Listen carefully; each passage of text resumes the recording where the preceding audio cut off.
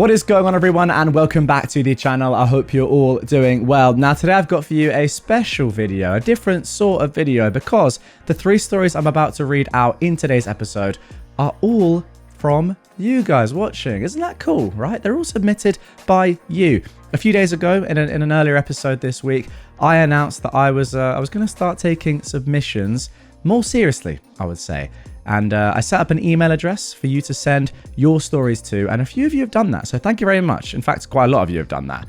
But in this one, I picked out 3 that I really like from you guys. They're from a variety of different subreddits, but they're all great. And the first one is an absolute throwback of a story, which is just fantastic. If you like entitled parents and entitled people and the classic stories that, you know, kind of dominated the lockdown period and people used to absolutely love, then you will love this first one. So before we get into that, and if you guys want to get your own stories read out by me on the channel, the link to do so is down below. I'll also put the email address up on screen right now over my face. So yeah, send your stories. Well, send a Reddit link or just your general story to redditorytstories@gmail.com to be in an episode like these 3 stories. Let's go. The 23rd anniversary of my first Karen. I originally posted this 3 years ago on the 20th anniversary of my first Karen. But now my first Karen is old enough to drink, and I always love sharing this story. I hope you enjoy reading it. Today is the 23rd anniversary of my first encounter with and victory against a Karen. Today, July the 4th, 2024, marks 248 years of independence for the United States. However, I remember it almost as much as the 23rd anniversary of my first encounter with and victory against a Karen in the workplace. Now, because it's been 20 years, some details will be spotty. My memory is quite good, but 2 decades is bound to make certain things fade. Picture it, the movie theatre, July the 4th, 2001. Only 2 months before the world changed forever. I, a 17-year-old man at the time of this event, I'm now 40, have always been a major film buff. So, to work in the middle of it was just the best scenario ever. Sure, sweeping popcorn and smuggled Taco Bell wrappers wasn't exactly heaven, but, you know, they wouldn't pay you if it was 100% lollipops and rainbows. It was the busiest day I've had since I started working for the theatre. Everything popular was playing. At one point, 9 of the 18 auditoriums were completely sold out. I am already well known for my pleasant customer service demeanor, so I'm enjoying the cushy assignment of tearing tickets at the podium and directing people to the right screen. Repetitive gig, sure, but it kept me from endless runs up and down stadium stairs all night. Just smile, tear the ticket, and a chipper, this will be the first or second theatre to the left. Enjoy the show. One of the duties across all positions in the theatre was to be vigilant about keeping kids from getting into R-rated movies. Quite often, kids would try to pull one over on us. The most common would be to buy tickets to another movie and then sneak into the R-rated movie when nobody is looking. Whenever an especially popular R-rated movie was playing, we didn't play around. ID checks at the box office and the podium, along with an usher at the auditorium entrance to make sure the ticket matched the film. July 4th happened to be the opening day of one highly anticipated R-rated movie. It was a sequel to a comedy with a reputation of being quite risque throughout it. Let's call it Terrifying Film Part 2. We had been pretty secure against young and sneak attacks before, but today we had to be Fort Knox. Enter 2 boys, no older than 12. I almost wanted to confiscate the sodas to keep from stunting their growth. Both hand me tickets to, wait for it, Terrifying Film Part 2. Quite bold. I admire this approach. I asked the kids for ID. Of course, they don't have one. Sorry. No ID, no parent, no dice. They walk away, and I think nothing of it. 10 minutes later, though, I hear the screech of what I would later know is the mating call of the Karen. Demand us, accommodate us. Known for their distinctive haircut, dilated pupils, and lack of reasoning. My kids are going into this movie, she said. Mom, because this film is rated R, anyone under 17 has to... I'm watching another movie, and then when that's over, I'm gonna sit with them. I'm just dumbfounded. That's not how this works. The parent has to accompany the kid through the whole film. Even though this was indeed my first rodeo, I knew that pointing that out would be as productive as baptizing a feral cat, so I take a different approach. Who knows, by the way? Baptizing a feral cat could be very productive. If no one's ever done it, how do we know? I say to the Karen, if you can show me your ticket as well, I'll let you all sit together. And here we go. You know how they say you always remember your first? Yeah. Now, this part I remember like it was 5 minutes ago. Get me your manager! I could feel the white-hot fury of 1,000 suns shooting from her eyes. I'm surprised the papers on my clipboard haven't burst into flames. I'm at the podium. I can't walk away. Usually, the podium has a radio to page management in situations like this, but of course, when I needed it the most, it had vanished. I'm unable to leave the podium, but I can't grab a manager either. I'm stuck. I try to explain, but this just makes her turn an even darker shade of crimson. This is freaking ridiculous. Karen stomps away. Well, as much as one can stomp in sandals. Quick breath of relief, apologies to a couple of lovely elderly ladies for having to witness that outburst, and then Karen returns with my manager. The manager tells me to let the kids through. Did Karen magically produce another ticket for Terrifying Film Part 2 to corroborate her story? Did he ask for my side of the story? Did he remember policy? Take a wild hypothesis? Hell no. That was the day I learned surgical spine removal is a prerequisite for customer service management. Karen gives me that, I got my way, you little peen look. Now, I don't like being overridden on policy. I hate when management knowingly bends the rules and makes me look like an idiot in the process. But of course, I don't necessarily want to shout, "What the frick," to my manager at the same time. After all, he holds my newfound employment in his hands. This is where I know I was in the wrong. I knew it when I did it. I knew two wrongs don't make a right, but gosh darn it, I was not going to let her win. I lied. I tell the manager that she called me a frickin' idiot. Hey, it sounded close enough to her frickin' ridiculous remark that if there were still any witnesses nearby, it could seem like that is indeed what she said. My manager's eyes light up. Maybe they accidentally left a piece of spine during that surgery. My manager pulls Karen and the kids back and asks Karen if she cussed at me. I thought I'd seen Karen at full meltdown mode before, but nope. Not even DEFCON 3. Karen goes off, alternating between incomprehensible sobs and hateful screams from the seventh circle of hell. That's the worst one, right? How dare you? How dare you, you little liar? He's lying. He was cussing at me. Mom, I don't talk like that to customers, I said. My manager shuts me up. I admit I should have kept my mouth shut and not fuel the fire. However, I was hoping I could induce some sort of short circuit in Karen's head. I was so focused on checking Karen's hair for smoke that I did not notice her husband in his dirty wife beater until he jumped into the conversation. He claimed to be a big shot at a restaurant chain, Big Eater maybe, and that he had the power to get me fired. Get everyone fired? Make sure my appetizers are served lukewarm at his company for the rest of eternity? Whatever. Big Eater has killed me there. The husband is laying into me, and I'm defending myself. Karen is about to burst some blood vessels. Hers or the manager's, unknown.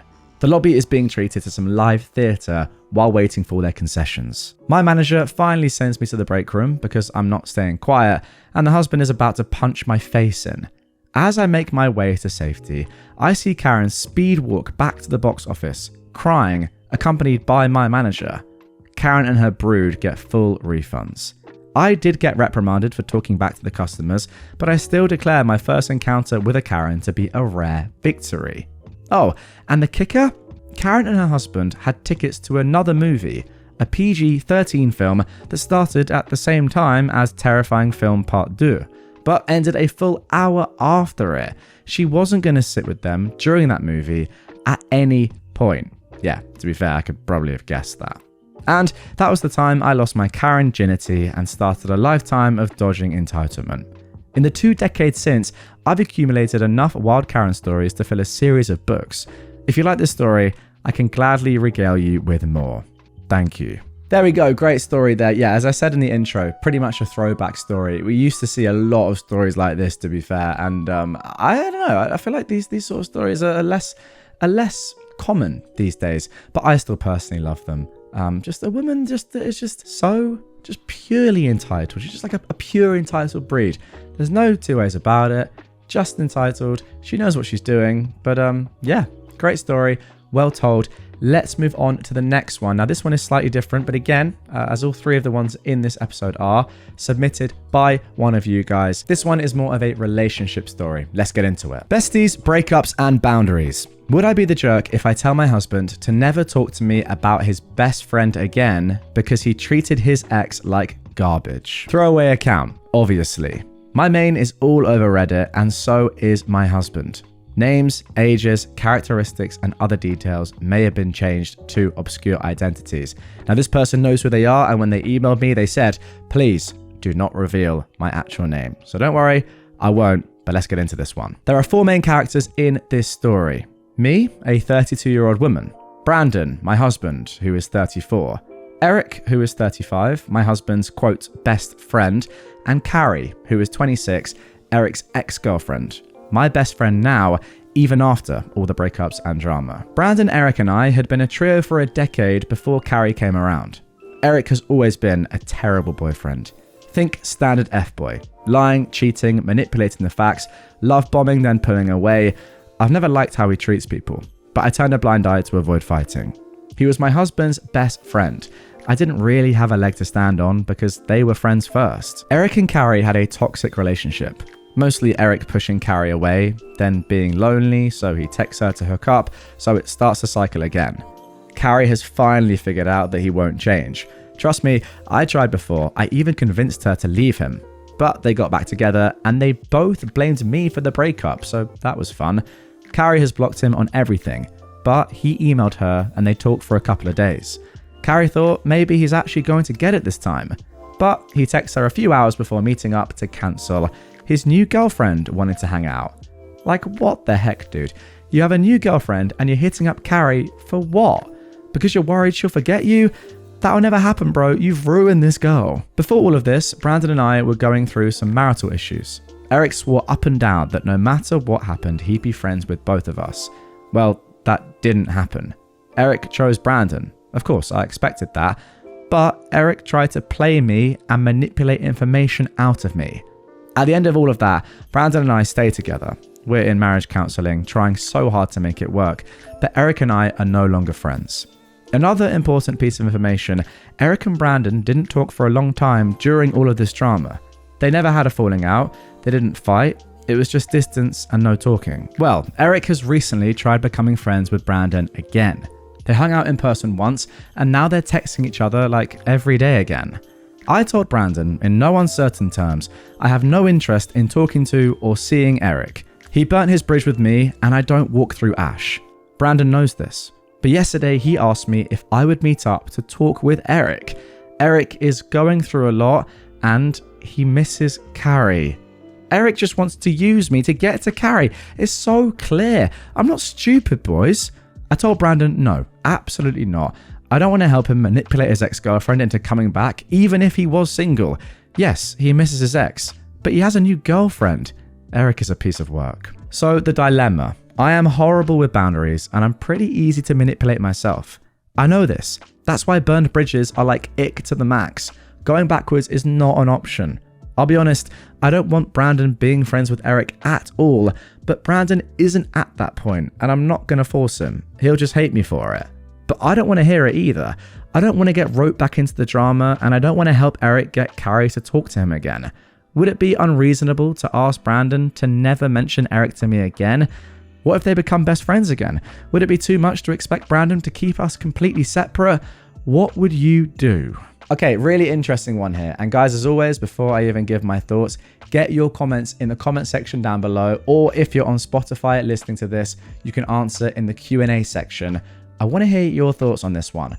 For me, I think this personally is a lot deeper than the simple question that OP sort of asked at the end of this as to whether or not it's fair if she asks her husband to never chat to Eric again. Or, sorry, to not include her ever in conversations with Eric, or for him to never bring up Eric's name around her again and then just never meet. I think this is yeah, as I said, a lot more deep than that. It's more about the fact that your husband isn't really understanding your viewpoint at all, right? When from the outside looking in, it's pretty obvious what's going on here and why you'd want to do this. And yeah, I think if he was a good lad, he just wouldn't be friends with him at all. He wouldn't really need you to say, I don't want to see this guy ever again. Is it not pretty obvious to anyone what he's doing? I don't know. It just seems like to me like Eric is just a bad person. Now, as always, we're only getting one side of the story here. But nonetheless, it's pretty crazy that your husband doesn't see anything wrong with how Eric is treating well, women, and also you as well. Like, he's still manipulating and gaslighting you, right? And he's trying to use you. Yeah, I don't know. I feel like it's an issue with you and your husband, because there are always going to be, random people in the world that other people are friends with that you might not like. But it's the sort of way that he's dealing with this, which I just don't think is good at all. So I don't know. Yeah, as I said, I think it goes a lot deeper than the question you've raised. Then again, like, you can't love everything about your partner. There are always going to be some things which you don't like. I just feel like it's weird that Brandon wants Eric around, and it's just not really understanding anything that you're saying when it's hitting him directly in the face, I would suggest. But that's what I think. Let me know in the comments what you think before we move on to our third and final story. This one comes from Today I Effed Up, and it's a very, very funny one. Let's get into it. Today I screwed up by sending an email to the president. Let me set the stage. It's the summer of 1997. I am a 13-year-old boy, and my dad and I are driving back from the movie theater after watching the movie Air Force One with Harrison Ford and Gary Oldman. Normally, after such an action-packed movie, I'd be very energetic and talking my dad's ear off. He turns to look at me because he notices that I've gone silent and I'm actually lost in thought. After a few moments, he breaks the silence and asks, "What are you thinking about?" As I slowly snapped out of my 1,000-yard stare, I start talking about a few items that bothered me. I pointed out it really did not have anything to do with the plot, but a few details with the plane itself bothered me. My dad and I love everything to do with air and space. We used to go to the airports and watch the planes land and take off and visit air and space museums whenever we had the chance. So, according to my 13-year-old brain, this made me somewhat of a professional, and I was more than confident that because of my years of experience, I could improve the safety of real Air Force One. What were the details that bothered me, you might have asked? Well, as far as I can remember, I was upset that they did not portray AFO being more bulletproof and able to withstand small arms fire better. I started asking my dad about how thick the hull of AFO was and if he knew what measures were taken to reinforce and protect it. He said as far as he knew, all of that was classified, and we are not allowed to know what measures are taken to protect AFO. I sighed and scoffed a bit, and that is when my wise, all-knowing father says, "You can email the president." Wide-eyed, I exclaim, "Really?" He says, "Yeah, I'll find the address for you when you get home, and I'll help you get logged into AOL. Disclaimer, do not do what I'm about to do." As the sweet siren song of the dial-up modem played, I could feel my excitement rising. My adrenaline was pumping wildly, and before I knew what had happened, I had typed my email and hit send. Fast forward 6-ish months, sitting in class listening to the science teacher, when my mother appears in the doorway of my class. In a very sweet tone, she says to my teacher, "Hello, I'll be taking my son out of class. We have an emergency." The teacher nods. I grab my stuff and start following my mum down the hallway to the exit door. My mum is saying nothing and walking really fast. I'm doing my best to keep up, and as soon as I close the door to the van, she turns to me and in a tone that I've never heard before, demands, "What did you do?" Stunned, blindsided, and clueless, I honestly had no idea what she was talking about. I don't know what you're talking about. "What did you do?" she said again. Still stunned, I say, "Mum, I don't know what you're talking about." Still upset, but not yelling anymore. "Did you write a letter to the president?" Now, if this was a 90s style sitcom, you'd have heard a record scratch to a stop, and I'd break the fourth wall and look at the camera as I said, "Oh, yeah." She says, "The chief of our hometown police and a Secret Service agent are sitting in our living room right now. What did you do?" I just sat there speechless. My mum tells me all the details of what happened, but honestly, I really do not remember because my head was spinning. All I remember is that she says something about how she convinced them to allow her to go and get me from school rather than they go and do it. Pulling up to our house, and there are two unmarked blacked out SUVs with government plates. So needless to say, I got a huge reality check very quickly. Walking into the house, I see two very large men in suits sitting at our dining room table.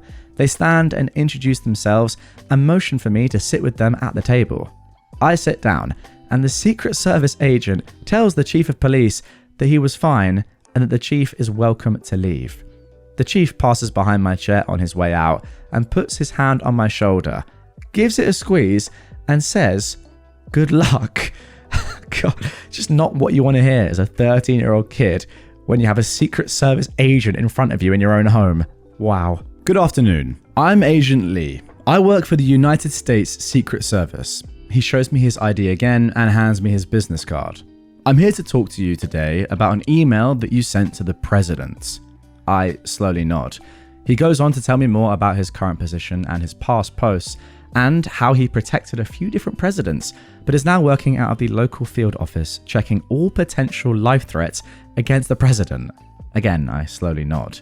He says, "I was called out because of the email you sent, and it had been red flagged.